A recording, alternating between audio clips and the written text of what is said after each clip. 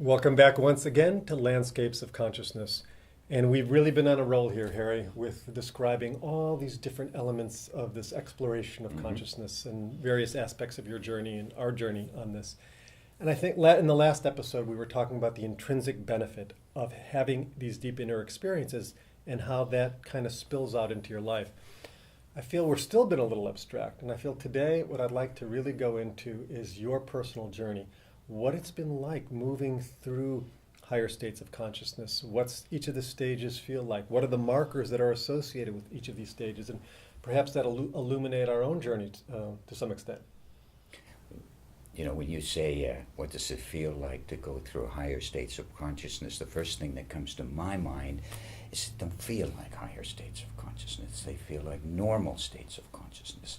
So what gets eliminated is a lesser state, and a greater state unfolds, but that greater state is somehow so familiar that it almost speaks to itself and says, hey, this is the normal state. This is what it is. And that's funny because I just read an article a couple of weeks ago. I don't remember exactly where I saw it. It said, enlightenment is the new normal. Well, and they were describing that this process of enlightenment is not some mystical thing. We're taking it out of being mystical. This is the normal state of consciousness. Somehow stress clouds this natural, innate human state, which is something that's everyone's potential. The trouble with words is that when you try to describe something delicate or you have an inner experience, it makes it sound mystical. The words make, but the actual experience of states of consciousness does not feel mystical or out there or different. It feels normal, natural. And it would be like saying, let's say this room is dark, and then suddenly somebody turns the light on. Now, you wouldn't call that experience of seeing the room in all its details not a normal experience. You'd call the dark room not a normal experience. Right. You know, I feel we've been fortunate. You know, we've been both long-time practice of TM, Right. being trained in many respects by Maharishi Mahesh Yogi, the founder of Transcendental Meditation. And he outlined, he took it out of the mystical level and outlined what he called 7 states of consciousness. And maybe it might be helpful for me to just do a quick summary of what Absolutely. those 7 states. It's a good idea. I'm going to give this a try. Well, we all know the normal states of consciousness, so-called normal, which is sleeping, dreaming, and waking state of consciousness. Waking is our natural state of consciousness. Kind of the major breakthrough when Maharishi began to put this in a more scientific language was that there was this 4th state of consciousness, which he called Transcendental Consciousness. And there was evidence by some of the people who did some of the research on it that this was a 4th major state of consciousness, distinctively different than sleeping, dreaming, and waking.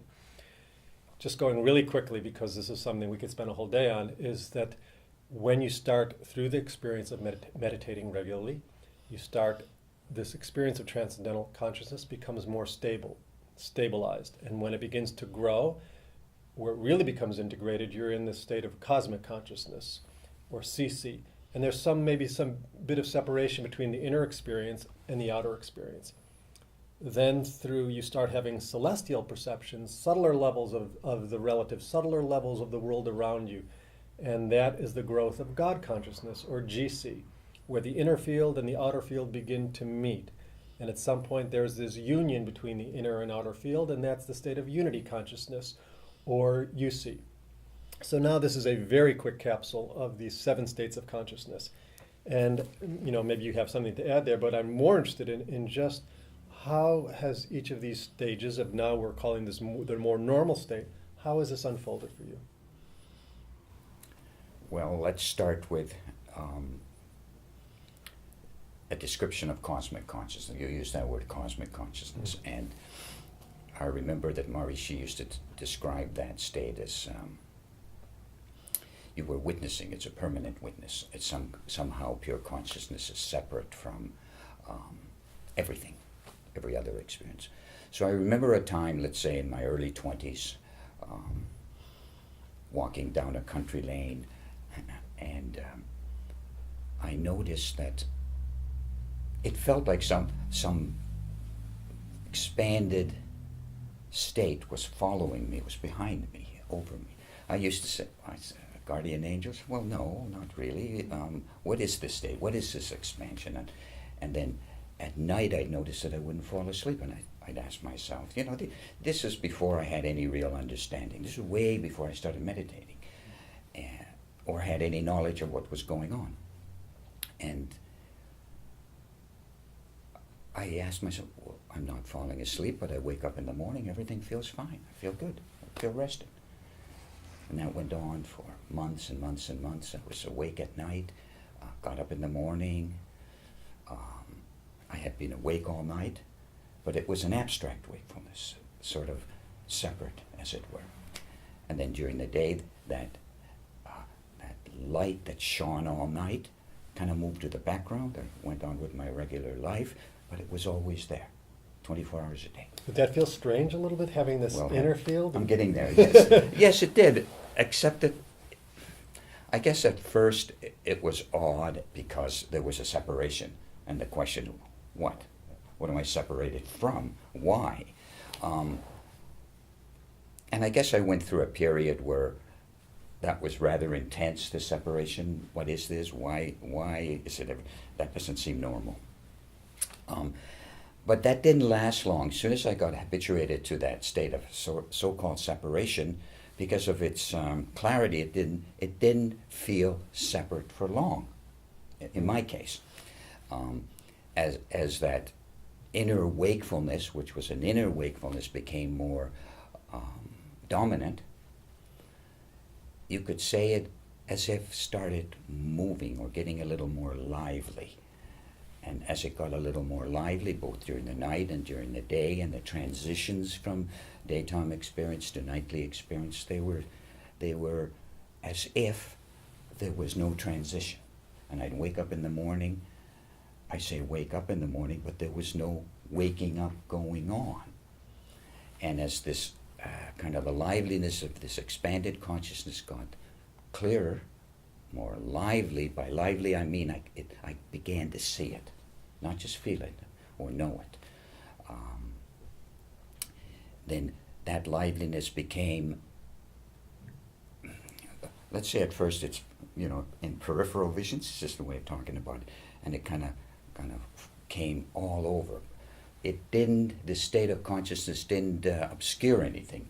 Here again, it made things a little brighter. Now, yeah, I'm curious. You talk about your perception. Yes. You began to see, to know, to see, to feel. So what you were talking about is there was at first this sense of separation, but then your perception began to illuminate things around you in a certain kind of way. You saw subtler levels. What was your experience like in terms of your perception and enjoyment of your surroundings, environment, family, relations? Well, one thing about this experience of separation, wasn't all that separate after a while, and the lack of separation, what could I say? It became pleasant. It became beautiful. It shimmered in a way that it was like an inner light that had its own life.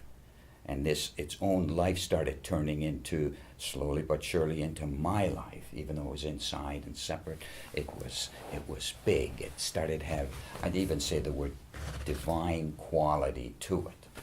Slowly but surely. And what does divine quality mean? I mean, what's the texture of divine quality in experience? I was born in Finland, right? So Finnish people don't like to use adjectives like joy or bliss. I'm going to be an exception to that because that's what it felt like. Okay? I'm going to use the word, there was a blissful quality to this experience. That's what made it divine. It wasn't just divine in the sense that it was abstract. I started seeing stuff. I'll just say stuff for now. Well, that's when I looked at your artwork, for example, I noticed that it really has this quality, and you said in one of the earlier talks, where just beauty begins to blossom in your experience. And that's also divine to me as an artist. So is that what is just this expansion of beauty and subtlety and richness? Yes, and think about it. Let's say you're standing, you're looking at a beautiful sunset, right? there's it doesn't cost anything to look at this beautiful sight, and it doesn't pay you anything either. It doesn't pay a material benefit. It gives you a sense of awe, right? But it's totally spontaneous. It's just happening. That's how growth of consciousness to me feels like, totally just happening. Now, of course, I meditate, in the morning and evening, and enliven these areas through that meditation. But nevertheless, coming out of meditation, that quality of pure consciousness, lively consciousness, my own consciousness shimmering, shining more and more day by day, was a rather quick phenomenon. So I was in my early 20s, I started having these witnessing experiences, and here, maybe I can relate a quick experience, and this is even earlier. So I started having these kind of experiences much younger than in my early 20s, off and on, off and on, off and on. One experience like that was, I had a really bad sore throat. My father and mother took me to the hospital in Toronto. I was maybe 12 or something, and they left me there overnight. It was kind of a scary experience. And then at night I started hearing these people, or this person down the hall, yelling for water. I need water, I need water. I'm thirsty, I'm thirsty. And that went on for a long time, and I kept thinking, Jesus, I wish that person would, be quiet. I almost swore there, but I didn't, because I remember it so vividly. And the next thing I know, the nurse was shaking me and said, stop yelling. Stop yelling. And I said, what? What? It was me that was yelling, and I had this expanded quality, and my body on the bed was just like anybody else's body. I didn't relate to it. I was separate from it. So that kind of got me thinking, what is this experience that's always there? And so that was kind of like an eye-opener for me. And then, now skipping some years ahead, as a young adult, then say in my mid-20s, I started meditating seriously, or regularly, let's say. Or unseriously. Unseriously, and starting TM. And I remember when we started meditating, Kathy and I, my wife, we started meditating. The first day, we came out of the room where they taught us, and we were both walking. Somehow we were straighter, we felt better, we felt lighter.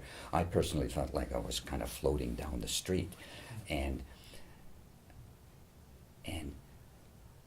what happened, even though I had been having this experience of pure consciousness as separate for years and years and years, or even not so separate, as soon as I started meditating, and the process was explained to me, because when you start TM, they explain all these different layers to you, including the 7 states. Just understanding in a clear, systematic way what I was experiencing, it probably tripled my experience, like that, like that. It's as if the experience itself, okay, it's okay, cool, nice, I like it. Just knowing what I was experiencing, almost gave wings to sight, gave wings to hearing, gave wings to the physiology. So by wings I mean they got involved. They became part of the experience. One thing I want to shift gears a little bit, because this relates, is you've talked about digesting experience. Like all of our experiences, we have an experience, the sights we see, the smells we smell, and we know this from neurophysiology right now. The brain is plastic. We integrate, we absorb, we digest all of our experiences. Now, but what's happening when you're on the pathway to higher states of consciousness, it's a different kind of experience, but you're also digesting it. How does that accumulate and matriculate into your nervous system? It's a beautiful way of putting it, because the senses get involved. You got this, let's call it the CC experience, or this witnessing experience, or this where consciousness is separate. When the consciousness that's separate starts getting lively, you start seeing something in it. You start understanding that it isn't so separate from you, it's not so far from you. You begin to, your sense of sight begins to see qualities and aspects of consciousness that are lively. Now, here I would use the word, you start having more divine experiences, start having, now I'm getting closer and closer to describing the sense of a refined cosmic consciousness. You called it God consciousness. It's kind of interesting. This state for me, and now let's say I'd been meditating 3 or 4 years, and I was doing advanced techniques from Maharishi and so forth, and I started seeing, let's call them the laws of nature and their personifications. In other words, the heavens. Now, generally speaking, when somebody talks about heavens, they talk it's up there somewhere, or it's some kind of spiritual experience or religious experience or Christian experience, but that's not how I experienced it. Because think of any sight, any beautiful sight, you relate to it because it's beautiful. If you're watching a beautiful sunset, it's not like it's out there, it's like inside of you. It's wonderful, you love it. That's what celestial vision is like. It feels like you're having an experience that's your experience. This separation that used to be way out there now is right in front of your face. So is your self expanded in such a way where now that which was a little bit separate, now you're somehow embracing it, surrounding it, it's like in you? Let's say that pure consciousness has become full of itself. Yeah, we don't want to become full of ourselves. But you know what I mean. It's become full rather than empty. It wasn't just a shimmer or a light, a pleasant experience. It became divinely infused with the sights of heaven. Words fail when you start talking about these kind of experience. My experience went on for 3 years. You can ask my wife if I was practical during those years. She'll probably say, well, come on, Harry. But then it began to mature. Yeah, and then it began to mature. This... I'd just like to add one more point to this experience. You called it God consciousness, but it wasn't so much God that I was seeing. It was creation's most subtle value that I was seeing. And it was still a little bit of a separation, but not much. It was a divine separation. And to put it bluntly, I could see whatever you want to call them, devas, angels, archangels, gods, whatever you want to call these beings that exist in heaven, which is not up there. Heaven's not in heaven. Heaven's just in the same space. When you're having the experience, but just like the beautiful sunset, you're having it. Somebody's having that. So the kingdom of heaven really is within. But that's interesting. I don't relate to the word within because it's everywhere. So it feels like you're in it rather than it's in you. So it's interesting, Harry, this growth of seeing the subtlety, and it reminds me of your artwork. You really have been painting for years what you see in your experiences, and some of your artwork has this incredibly rich detail. Do you feel some connection between this inner process and your creative process? Like all experiences that are inside that begin to grow and become outside, the creative process is no different than any other process, except for me, because I'm an artist. If I'm creating a work of art, it's funny, it's almost like I'm copying something. I'm plagiarizing myself, to put it in kind of a funny kind of way. But, when my inner experience is clear, expanded, and has a divine quality to it, it's almost as if my hand has that same quality and I'm watching it. I'm having a vision, I'm staying focused. It's not like it's some totally automatic process, but it feels, my fingers and the paintbrush and the color and the canvas, that they're so related to me at the time that I'm doing it that it's almost like I'm spilling my inner consciousness onto that screen and I'm watching it. So this is interesting now, because I see now it seems like the inner experience has risen to a certain level as the outer experience, and now they're at this meeting point. Are we getting towards the next state of consciousness? Now I'm like eager on the edge of my seat.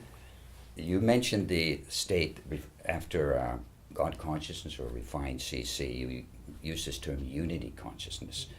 And I did go through some years ago a state where the divine level almost overnight almost disappeared. But that's interesting because you'd think that something lesser came in, but no, something much greater came in. So this kind of overarching, rather than divinity, an overarching knowledge state, knowingness state became so profound that even the divine levels as if moved to the side, not went away, moved to the side. And this unity became so strong that I had this sense that I know everything. Of course, I didn't know the lotteries or anything like that, but that sense was so powerful that everything took a second seat to it. Pure consciousness had become a field of pure knowledge, knowingness. So you could say, well, that's pretty abstract. Not to me, it wasn't. It was totally fulfilling, totally, like I said, you have experience and then suddenly you have some understanding. Imagine if the understanding became so dominant, it took the silence, it took the divinity, it took God, the devas, took everything, heaven, and said, I am that, all of it, everything. And I might say that there are further developments as well that fully expand this state of unity consciousness into something even greater, which I think we'll leave for another tape. Yeah, I mean, right now I'm just digesting these levels, and you've talked about that there is something, there's always more. There's always more.